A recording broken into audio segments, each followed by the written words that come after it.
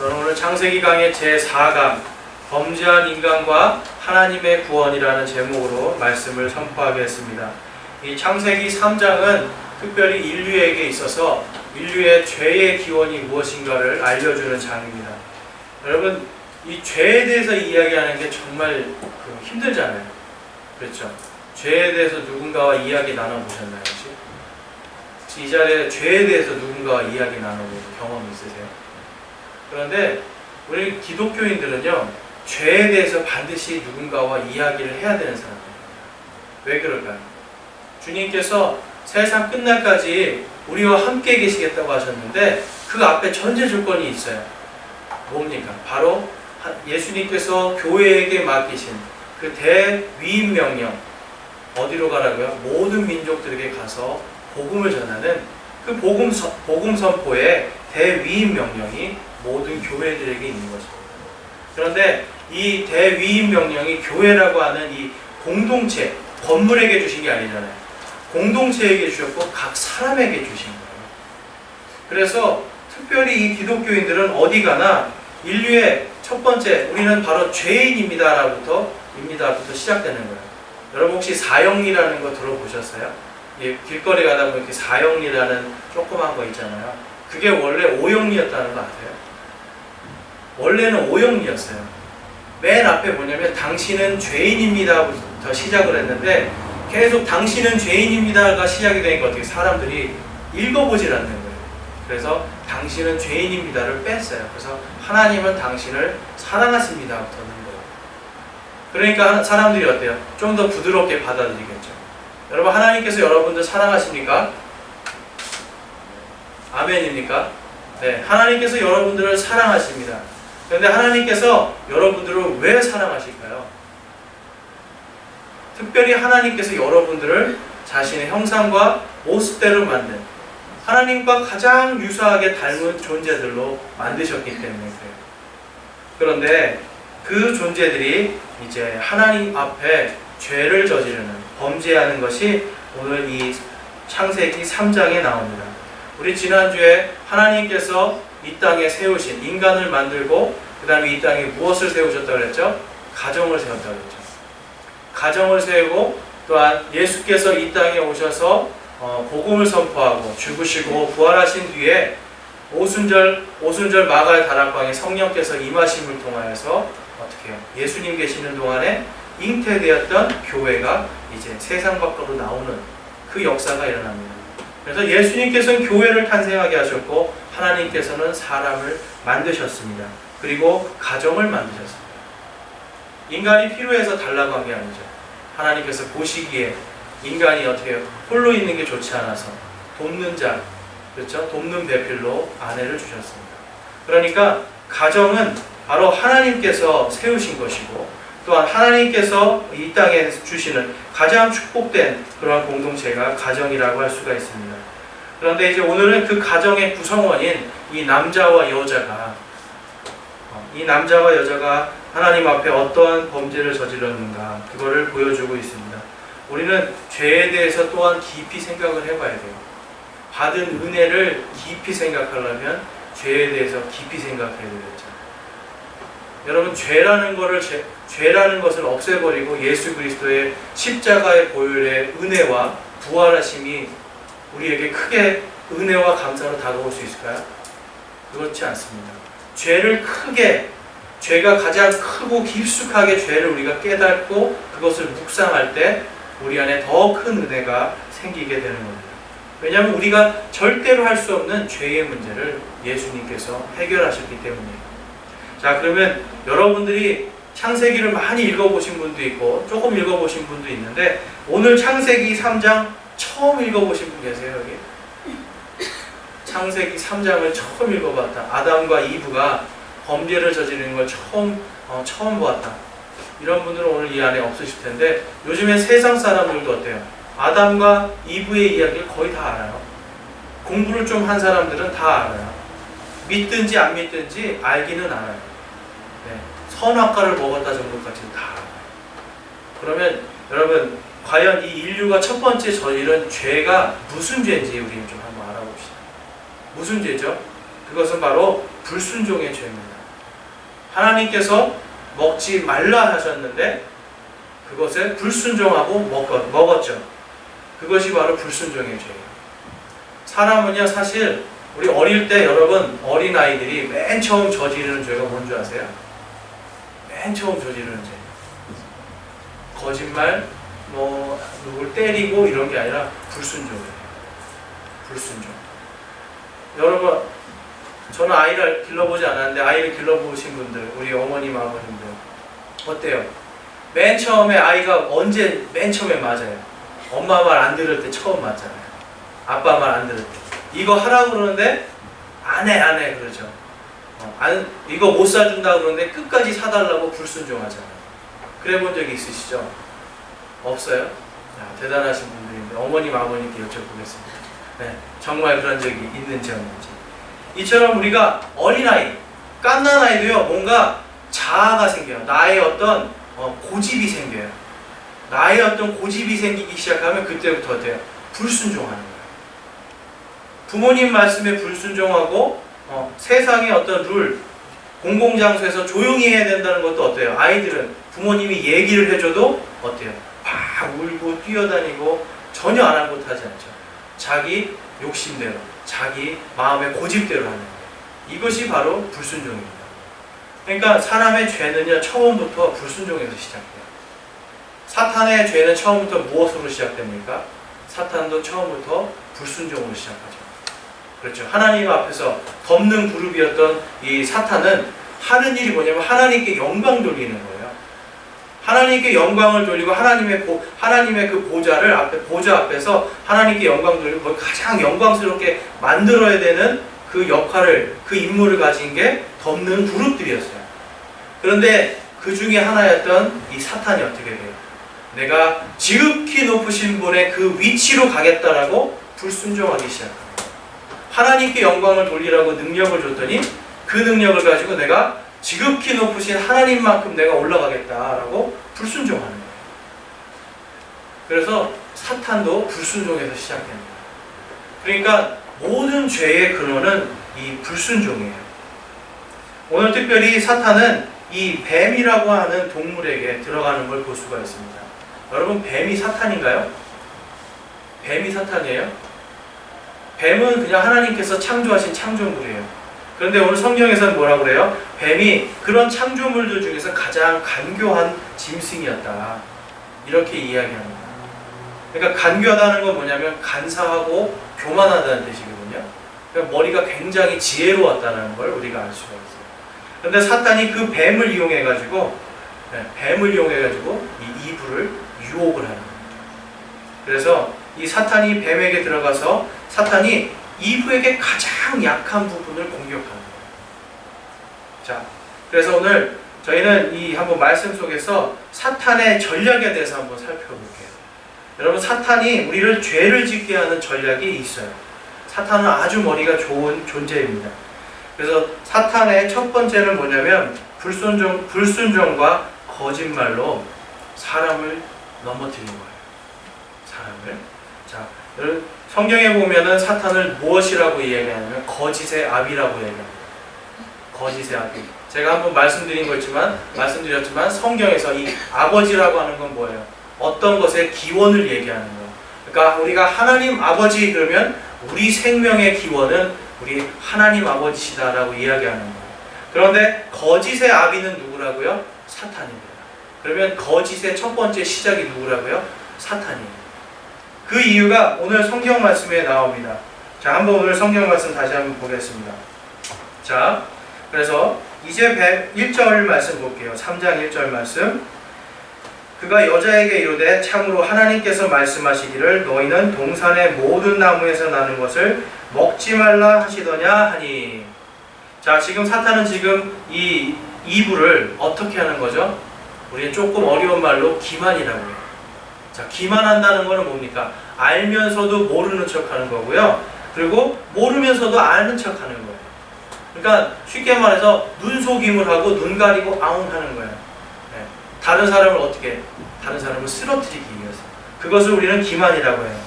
자, 사탄은요, 이미 알고 있었어요. 하나님께서 동산에 있는 모든 과실나무들, 모든 것을 다 먹되 동산 한가운데 있는 무엇을 먹지 말라고요? 선악을 알게 하는 그 나무의 열매, 선악과를 먹지 말라고 하는 걸 알고 있었어요. 그런데 아주 간사하게, 아주 간교하게 물어보죠. 네. 너희는 동산의 모든 나무에서 나는 것을 먹지 말라 하시더냐라고 이렇게 얘기하죠. 여러분, 어떤 사람이 심리학자가 연구를 했는데요, 다른 사람을 아주 교묘하게 다른 사람을 욕하는 방법이 뭔지 아세요? 그게 뭐냐면, 저 사람 어떻게 생각해요? 이렇게 물어보는 거예요. 저 사람 어떻게 생각해요? 자기가 저 사람에 대해서 이미 다 알고 있어요. 그런데 부정적인 마음을 가지고 저 사람 어떻게 생각해요? 물어보면 대부분의 사람들은 자기도 모르게 그 부정적인 영향을 위해서 부정적인 것을 이야기를 한다는 거예요.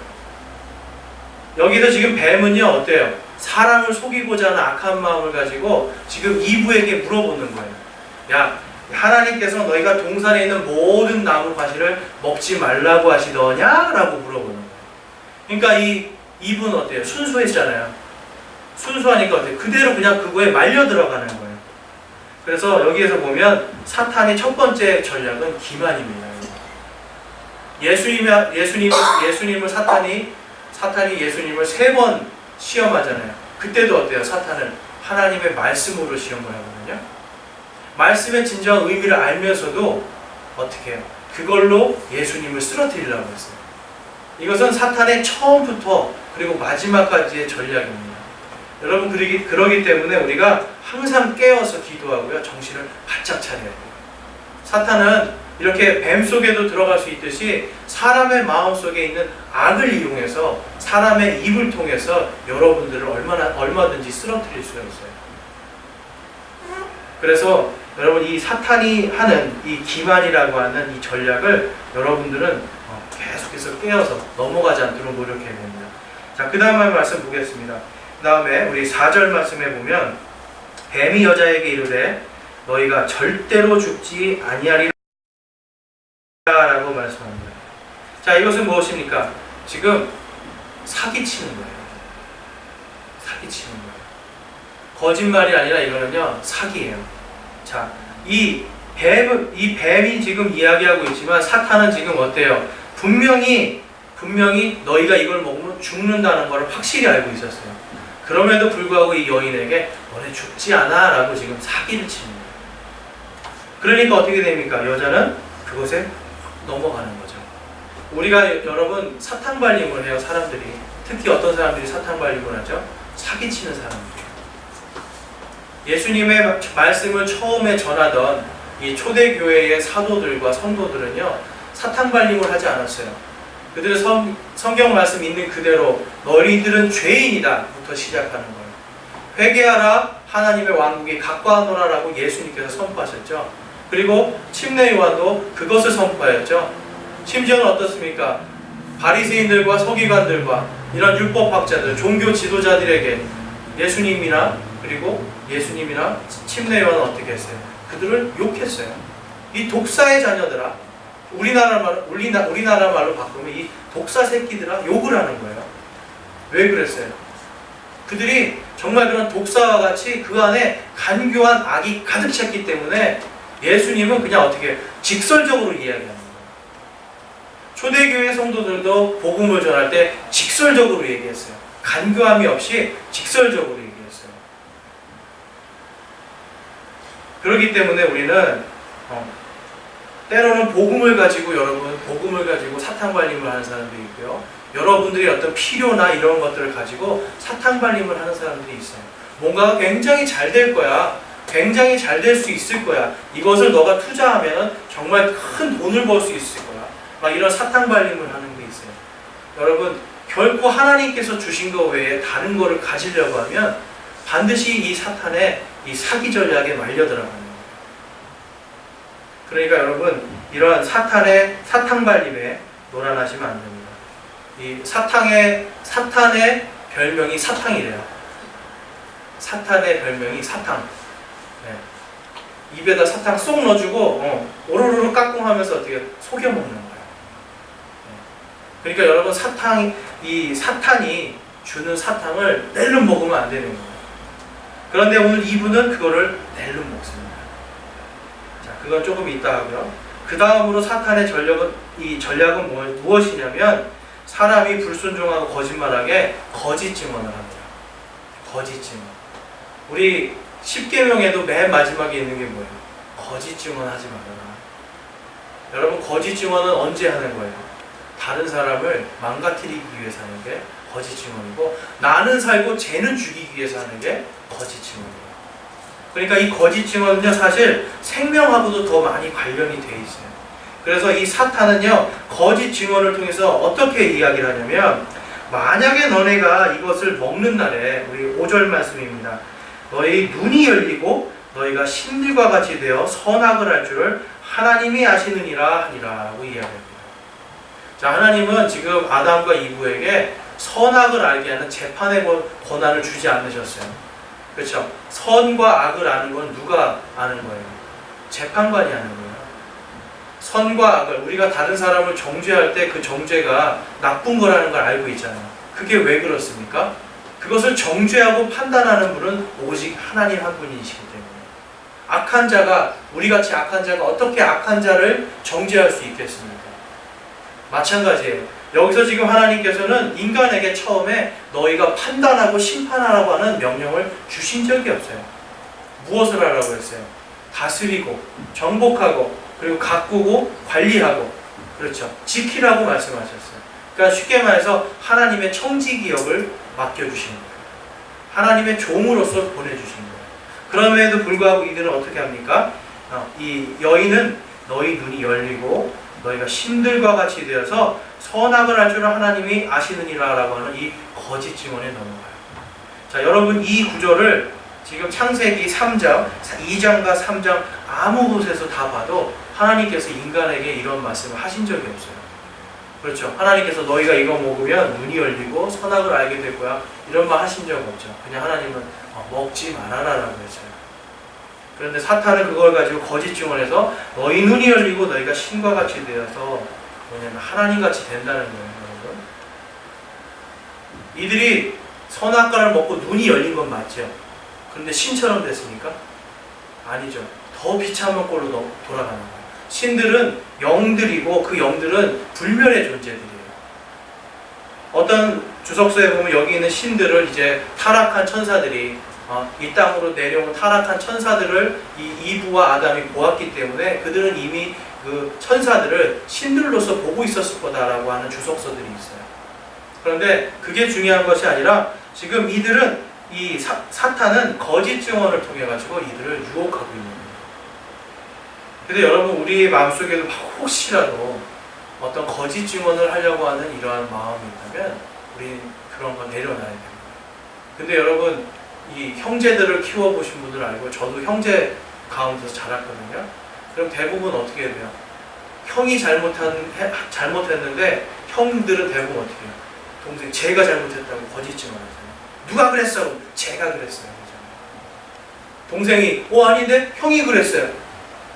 잘못한 애가 분명히 누군가 있는데 서로 미루는 거, 그렇죠? 거짓 증언이에요. 우리는 어릴 때부터 벌써 불순종을 배우죠. 불순종을 배우면서 무엇이 시작되냐면 거짓 증언이 시작돼요. 거짓말이 시작되기 시작하는 거예요.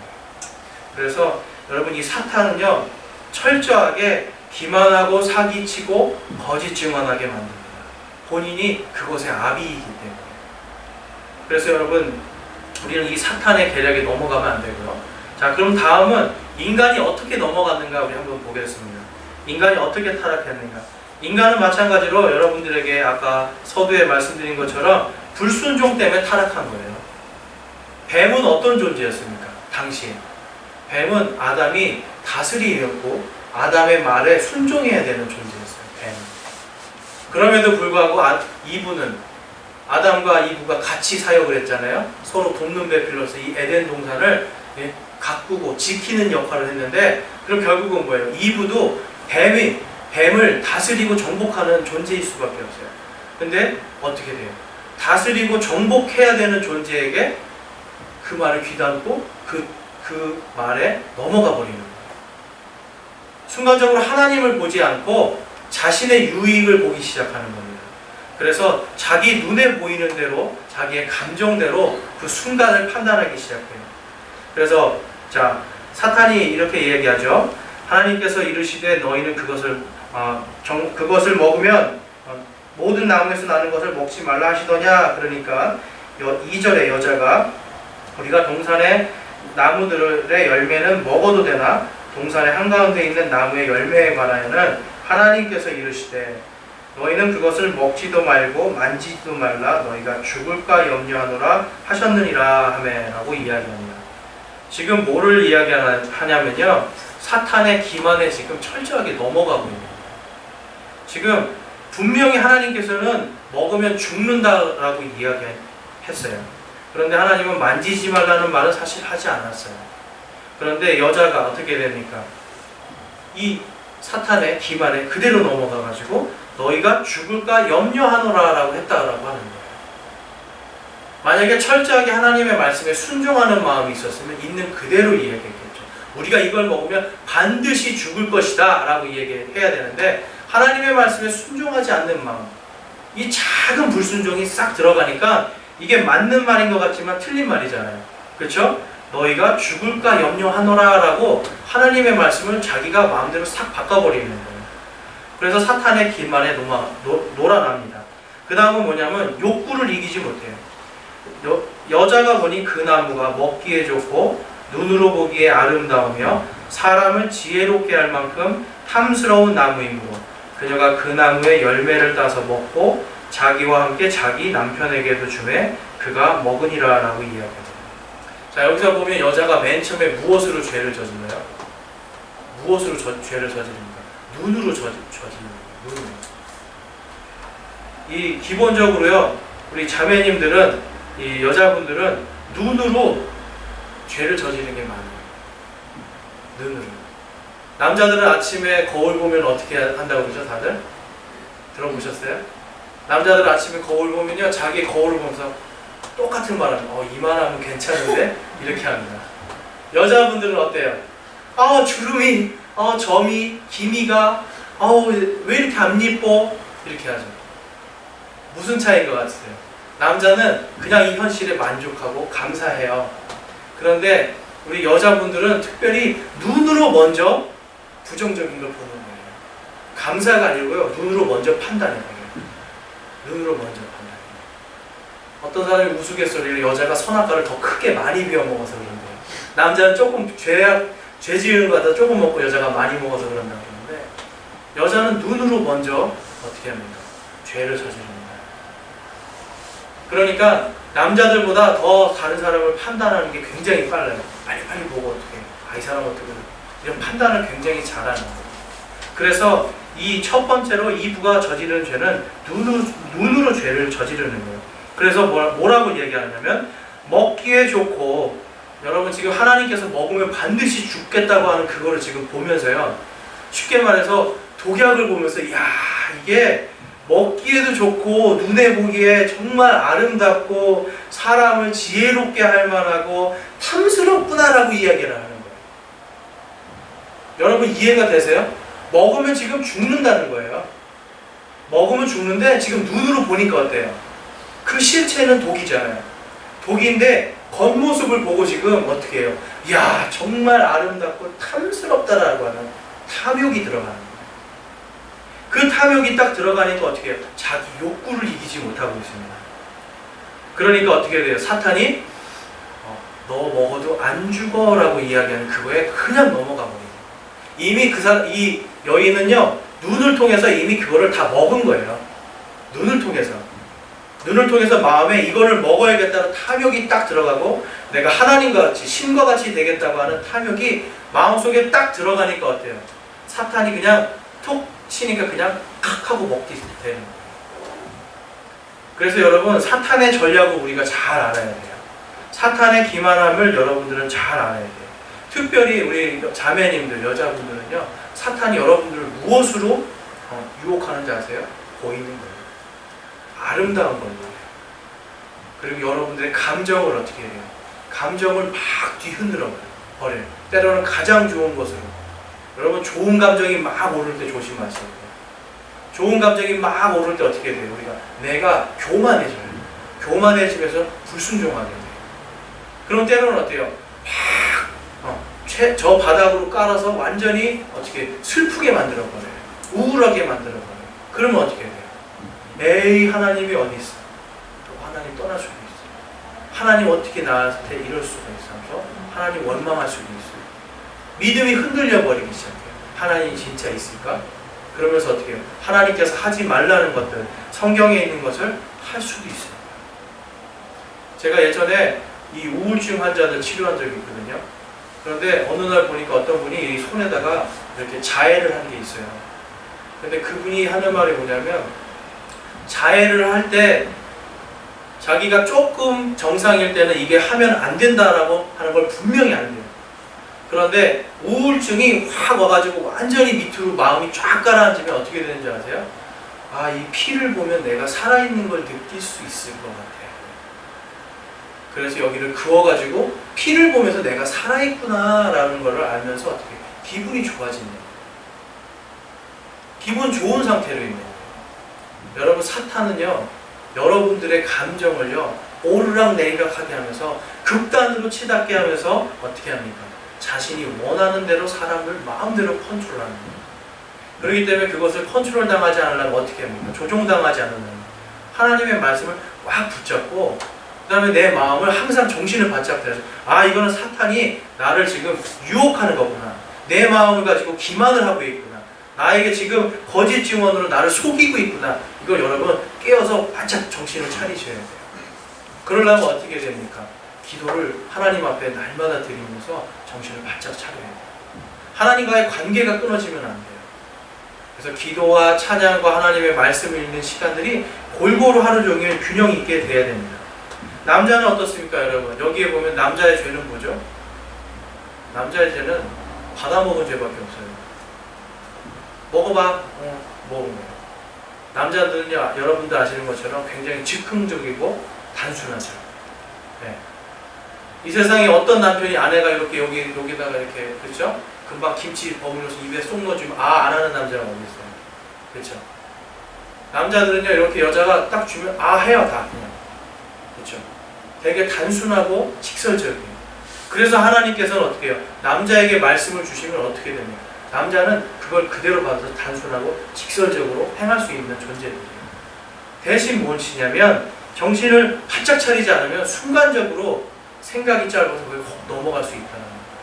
그래서 우리 형제님들은 특별히 이 사탄의 전략에 대해서 아시고, 또 여러분들이 가장 사랑하는 사람도 마찬가지로 그 사탄의 전략에 넘어갈 수 있다는 것을 늘 상기하고 계셔야 돼요. 가장 가까운 사람으로 사탄은 우리를 넘어뜨리려고 합니다. 그렇기 때문에 여러분, 가정에서도 그렇고 어디서든지 그런 걸 조심하셔야 돼요.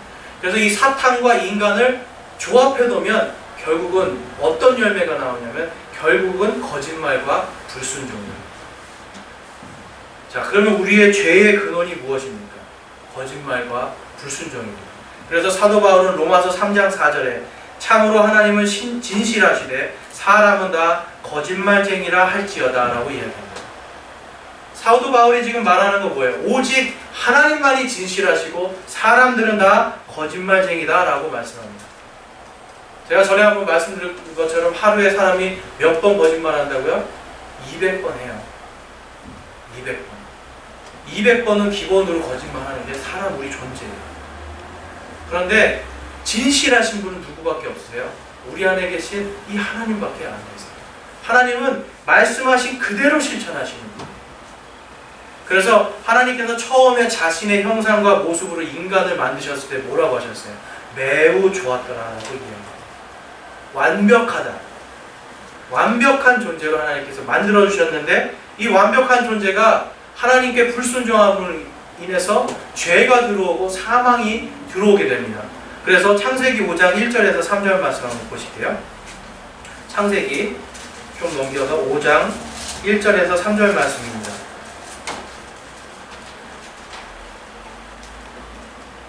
우리 그 중에서 3절 말씀 한번 읽겠습니다.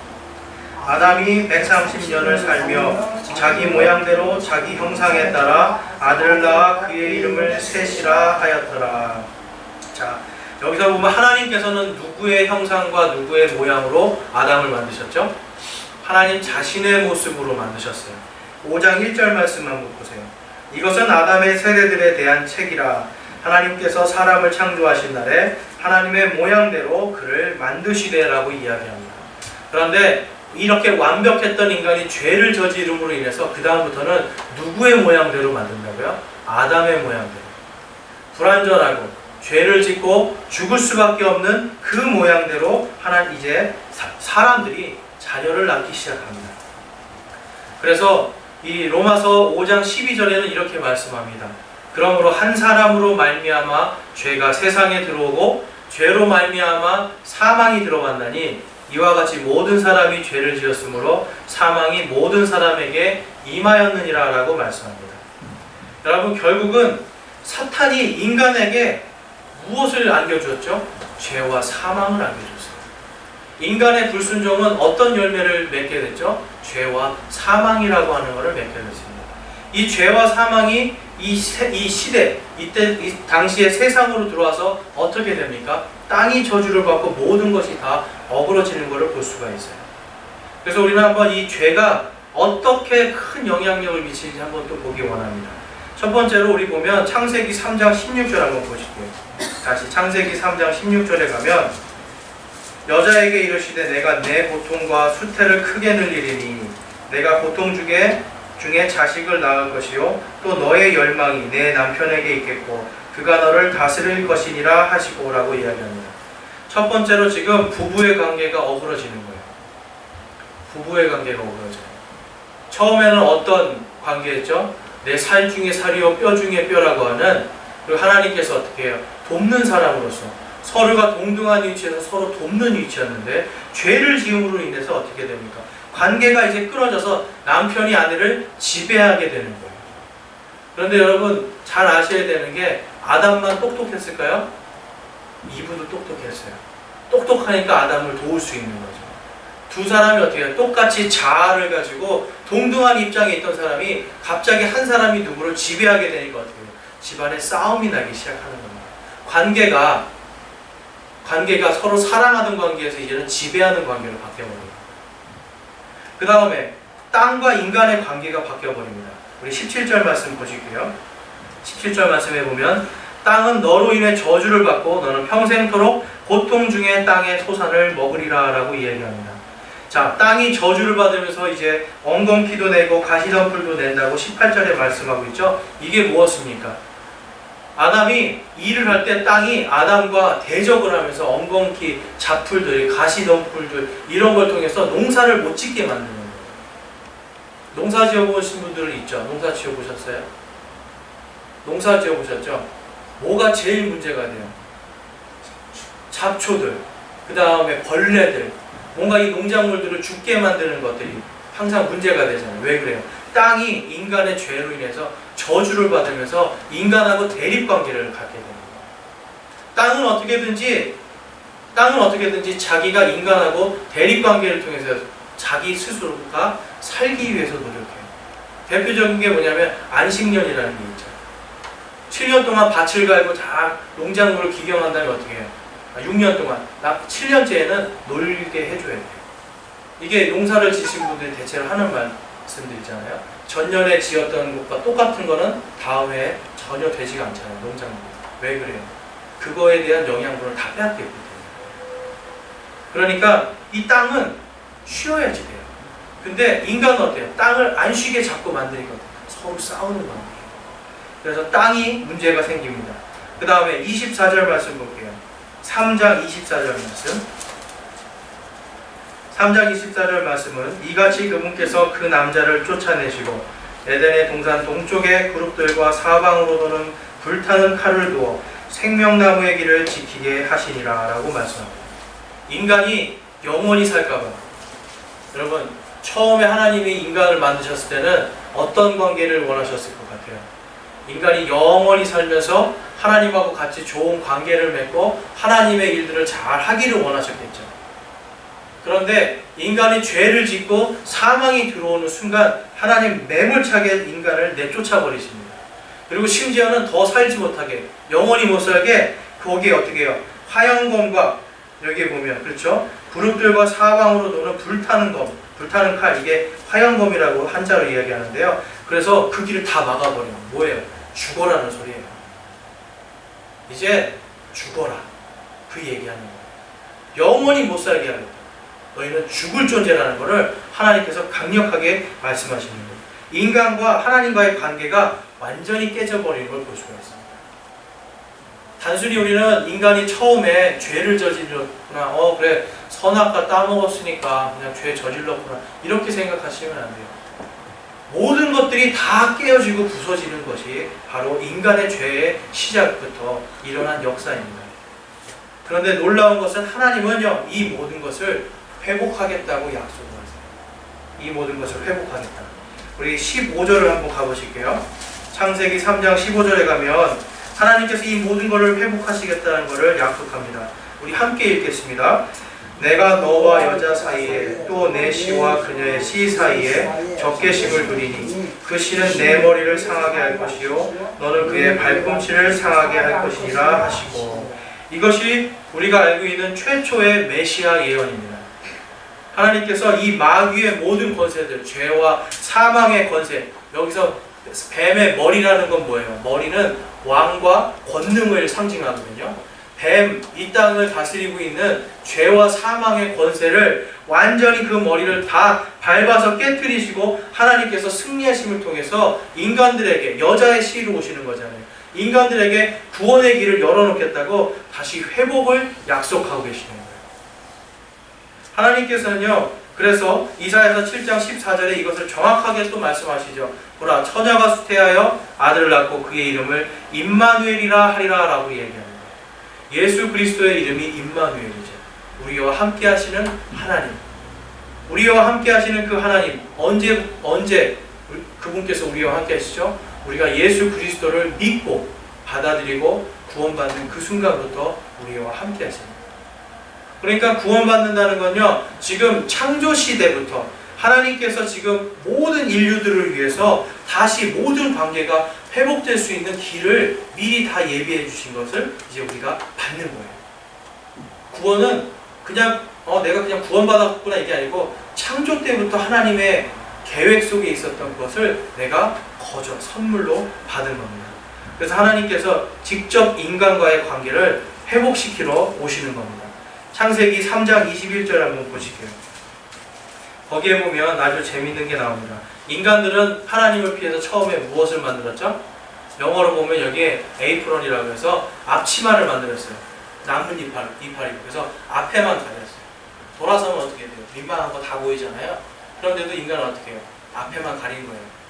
그런데 하나님께서는 21절에 주 하나님께서 또한 아담과 그의 아내에게 가죽옷을 만들어 입히시니라 라고 이야기합니다. 하나님께서 동물을 죽여서 그 피를 통해서 피를 흘리는 그 사역을 하나님께서 직접 하시는 거예요. 그리고 그 가죽을 어떻게 해요? 인간에게 입혀줌으로 인해서 이 부끄러운 죄악을 다 덮어주시는 거예요.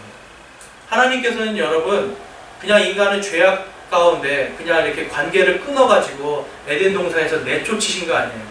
내쫓으시기 전에 가죽옷을 입혀서 죄악되고 수치스럽고 부끄러운 것을 다 가려주시는 사랑의 하나님이세요. 그래서 갈라디아서 4장 4절에 보면 그러나 때가 충만한 때에 이름에 하나님께서 자신의 아들을 보내사 여자에게 나게 하시고 율법 아래 있게 하셨나니라고 이야기합니다. 때가 충만해졌을 때 이제 하나님께서 예수 그리스도를 통해서 그분의 피를 통해서 이제는 어떻게 돼요? 그분의 피를 통해서 우리의 모든 죄와 모든 죄 범법들이 이제는 깨끗이 씻겨지고 그것으로 인해서 의롭다 칭찬을 받는 거예요. 이것이 이사야서 61장 10절에 나와 있는 이야기입니다. 이사야서 61장 10절 말씀 우리 한번 찾아보겠습니다. 이사야서 61장 10절 말씀.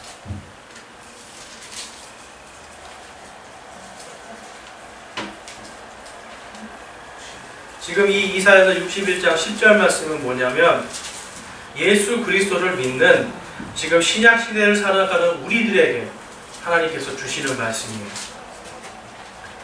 자, 우리 이사야서 61장 10절 말씀 함께 읽겠습니다. 내가 주를 크게 기뻐하고 내 혼이 내 하나님을 기뻐하리니 이는 마치 신랑이 장식으로 자기를 꾸미고 신부가 보석으로 자기를 단장하는 것 같이 그분께서 구원의 옷으로 나를 입히시고 의의 겉옷으로 나를 덮으셨기 때문이라. 구원의 옷으로 나를 입히시고 의의 겉옷으로 나를 덮으셨기 때문이라 라고 말씀하죠.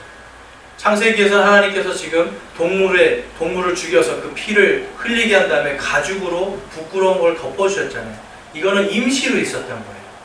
그런데 이제는 예수 그리스도의 그 보혈의 피를 통하여서 단번에 속죄됨을 통하여서 이제는 그분의 구원의 옷을 내가 입고 그분의 의의 겉옷을 내가 덮을 수 있는 거예요.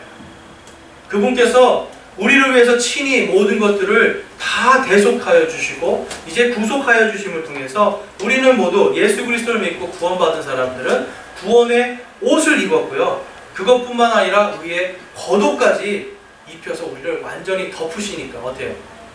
부끄러움이 있겠습니까? 구원받은 자들에게 부끄러움이 없는 거예요. 하나님 앞에서 철저하게 하나님의 옷을 완벽하게 입은 거예요.